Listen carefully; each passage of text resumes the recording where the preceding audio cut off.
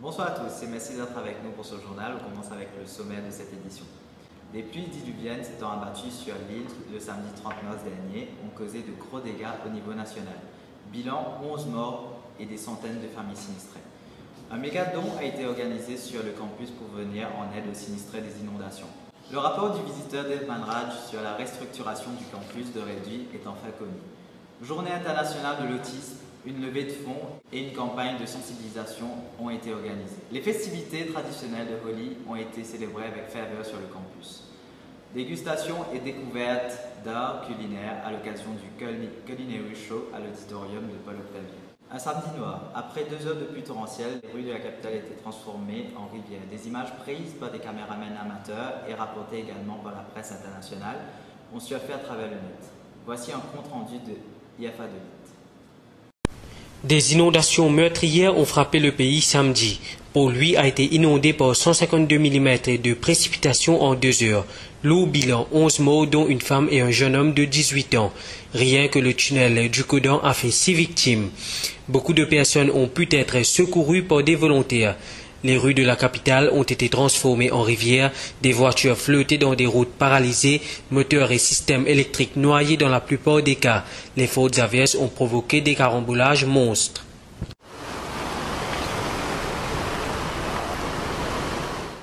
Les étudiants de l'Université de Maurice se sont mobilisés le mardi 2 avril pour une collecte de fonds massive en vue de revenir aux sinistrés des quartiers ayant été les plus touchés par les pluies diluviennes du samedi 30 mars 2013. Reportage signé Ali Soliman et Manissa Soubraï. Preuve de solidarité, envie d'apporter son soutien qu'il soit financier ou matériel, la grande majorité d'étudiants présents sur le campus ne sont pas restés insensibles aux récents dégâts causés par les pluies torrentielles qui se sont abattues sur l'île le samedi 30 mars dernier. La bonne volonté a poussé un bon nombre de jeunes à sacrifier leurs heures de cours pour aider et donner un coup de main au niveau du tri des livres alimentaires et vestimentaires récoltés. Divina Venkama, présidente de la Textile Society ainsi que secrétaire de la Keep It Safe Society, se prononce sur l'objectif de la collecte organisée. L'université en entier est réunie aujourd'hui pour faire une collecte de non-perishable goods, de vêtements, pour nous apporter l'aide à les victimes du samedi 30 mars. Usham Tiluk, président de la UEM Engineering Society, se dit être satisfait que la Student Union s'est regroupée pour collaborer avec d'autres sociétés comme ISEC afin de coordonner le processus de distribution. Néanmoins, certaines images choquantes de la catastrophe naturelle resteront sans doute à jamais gravées dans la mémoire de plusieurs.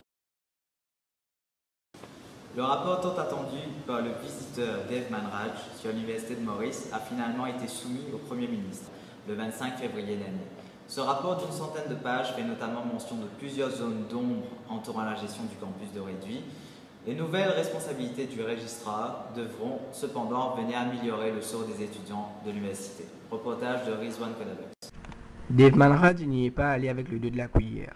En effet, celui qui a été mandaté par le Premier ministre pour faire un rapport sur l'Université de Maurice, suite à de nombreuses critiques à l'encontre de cette institution, pointe notamment du doigt, dans son rapport, les retards dans les prises de décision, la centralisation excessive, une gouvernance faible, le manque de vision sur le long terme, ainsi qu'un mauvais entretien des structures et des services.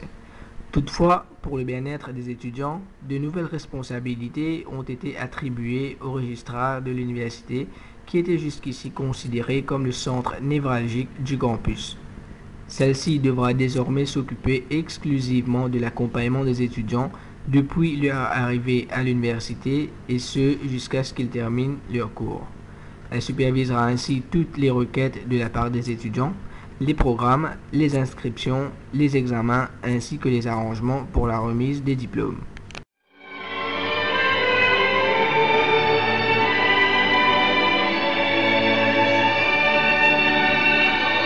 Le 2 avril est chaque année observé comme la journée mondiale de l'autisme. Cette date, spécialement dédiée à ceux concernés par la maladie, vise également à mieux informer le grand public sur les réalités de ce trouble du développement. C'est dans cet objectif qu'un groupe de 14 élèves en 3e année s'est lancé dans l'organisation du World Autism Day ayant eu lieu à l'auditorium de Paul Octavien mardi dernier. Reportage de Manissa Soubraïen et d'Ali Soliman. le ring toss, le cup bashing ou encore la construction de dominos.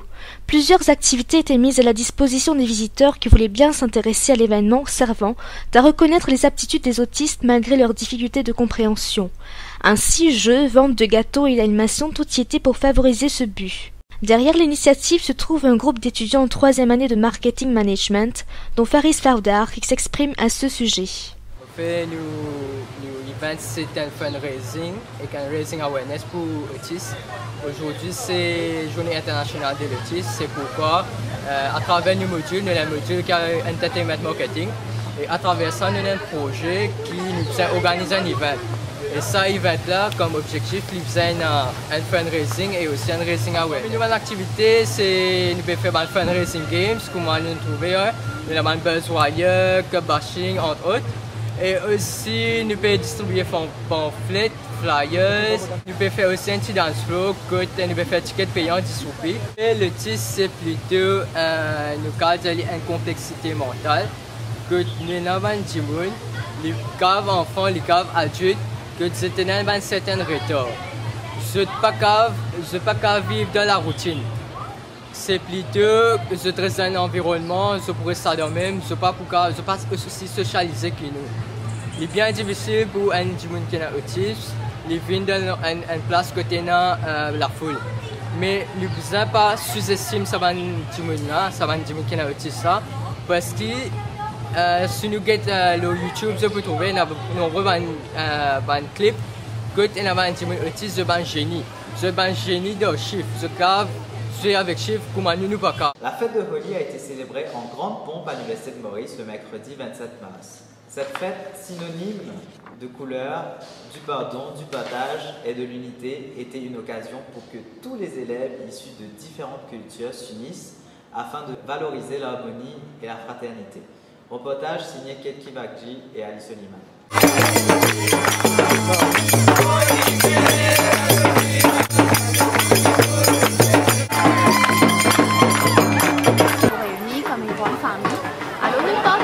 Un peu à la maison et un petit peu avec la grande famille de Huron aussi. Holi, le bien, l'eau, le mal.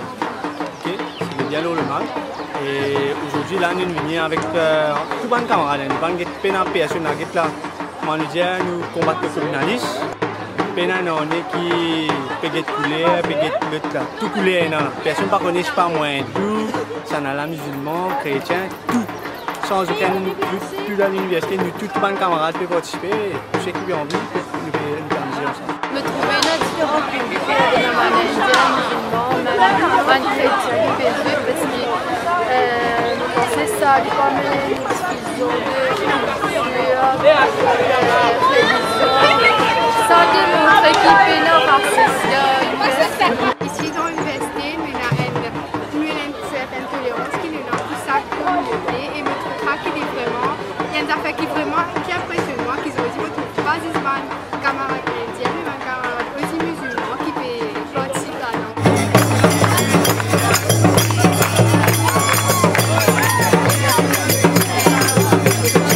I'm here on the UOM campus celebrating Holi with my friends who belong to this organization called Isaac, and I'm here because it's been a really long time since I've celebrated Holi. Les élèves en 2e année du Tourism, Leisure and Recreational Management ont organisé un show d'art culinaire et de dégustation. Cet événement qui a eu lieu à l'auditorium de Paul Octavier a débuté vers 10h30 pour prendre fin aux alentours de 15h. Cette initiative avait pour but de réunir une dizaine de chefs, apprentis, aussi bien qu'étoilés. Shailene Yabon et Manissa Sourayan étaient à leur rencontre.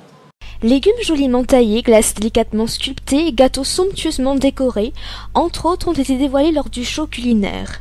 L'élément clé de l'événement était ainsi de promouvoir l'industrie alimentaire et celle des boissons d'une manière innovante. C'était également l'occasion pour les jeunes de découvrir plusieurs emplois reliés au secteur touristique de l'alimentation.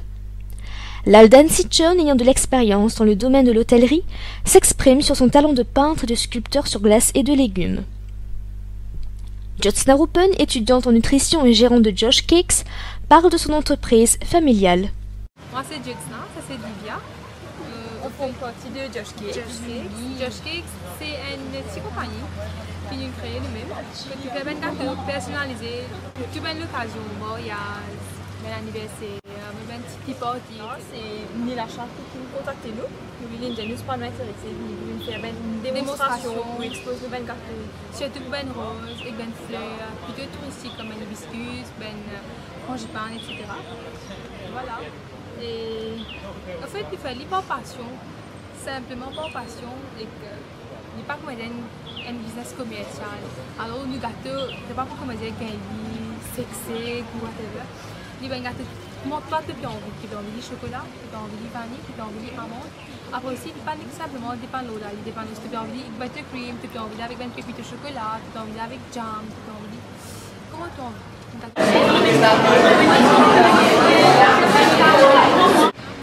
Moi, c'est l'Alden Season, c'est football.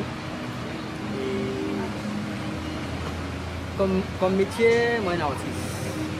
Ouais, je suis instructeur, je fais du rire, je fais policier, ouais, et le chocolat aussi.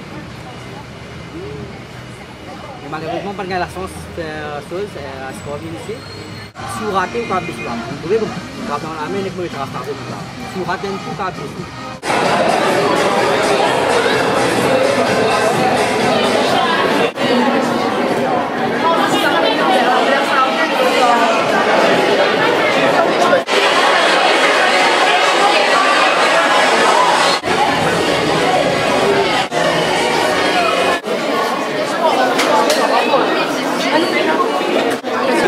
La compétition d'Indo Football a vu la participation de 112 équipes.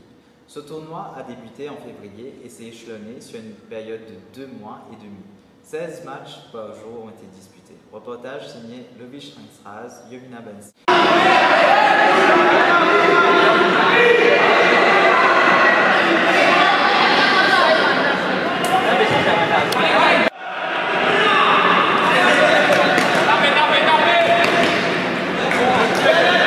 Le football se joue à 5 joueurs incluant les gardiens de but. La durée d'un match est de 14 minutes et la mi-temps de 7 minutes. La quart de finale s'est jouée entre Benson en maillot Corona et Don Cédant en maillot bleu et blanc. Benson a manqué le but de la victoire. Les joueurs de cette équipe nous livrent l'impression.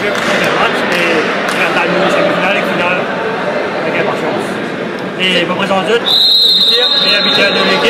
Ça m'aurait pas trop de travail, l'équipe donne des boules. C'est le matin que là l'équipe avait fait fonctionner. Vous gagnez. Passons au rappel des titres. Les pluies diluviennes font 11 victimes et plusieurs familles sinistrées. Le rapport de Dave Manraj sur la restructuration du campus de Réduit est enfin connu. Une campagne de sensibilisation a été organisée dans le cadre de la Journée internationale de l'autisme. Les étudiants de l'Université de Maurice célèbrent la fête Holi avec ferveur. Un culinary show à l'auditorium de Paul Octavie fut l'occasion de nombreuses dégustations. Ce qui nous amène à la fin de ce journal. Merci de l'avoir suivi. Excellente soirée à tous.